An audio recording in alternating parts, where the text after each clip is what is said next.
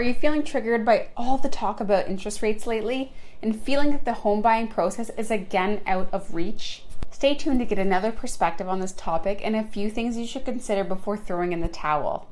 Hi, my name is Megan Proper, looking to give you free advice and more confidence around your real estate journey. As a strong disclaimer, I am not a financial or economic specialist. Please seek third-party professional advice for your personal situation and finances. Let's get right into it. What is going on with this market shift and where does this latest interest rate rise leave you?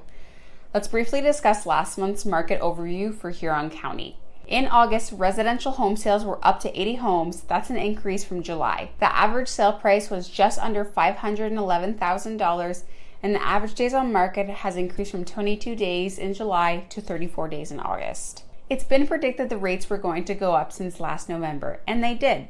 So no shocker there. Yes, rates were historically low, and are they gone? For now, yeah. I know everyone and their mother is chatting about this crazy rate increase, so let's explore the other side of this. In the last few years, buyers have been fighting for houses, putting anything from $10,000 to $100,000 plus over asking to win the house. Not to mention with less inventory to choose from and no contingencies. Absolutely no protection for the buyer. Most of us are familiar with the 5-year fixed rate. You have an interest rate locked in for 5 years and you don't have to worry. Where some were locking in at 2 to 3% and now you're around 5%, that could be a big shocker and change. Shifting from the previous 2 to 3% to 5%, let's remember that you would have been stressed around the 5% mark anyway. Since 2016, all Canadians have had to be stress tested for a mortgage. I understand that your perspective is that you were stressed, but you still didn't think you had to pay the 5% at the end of the day. But let's look at the other side of the opportunity. Now that we're gaining more inventory, you as the buyer are getting your buying power back. More to choose from, less or no bidding wars at all, which means feeling less pressured in or out of your comfort zone, more protection on financing conditions, home inspections, and so on.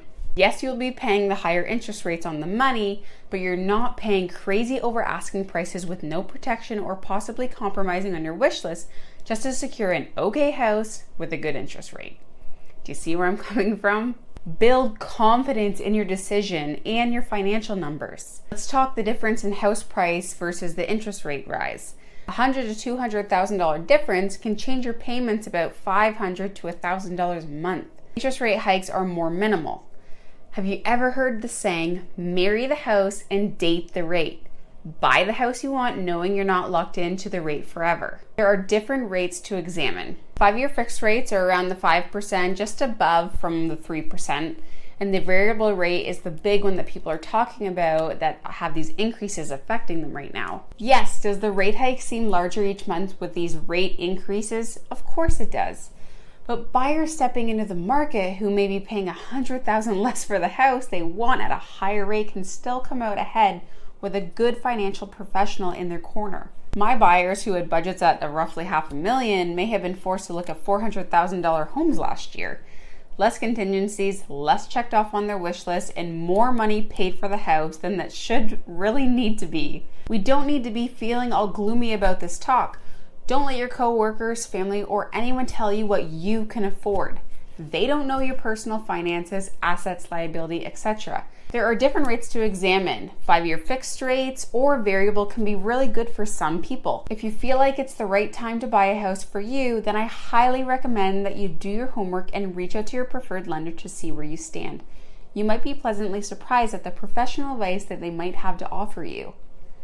Again, this information is intended to be general knowledge I have gathered from listening to financial experts and my own real estate knowledge. I am not a professional financial or economic expert advice. Please reach out to those professionals for your own specific situation. If you're wondering what your home could be worth in this market, please reach out. My contact information is below. Thanks for watching and I'll see you again real soon.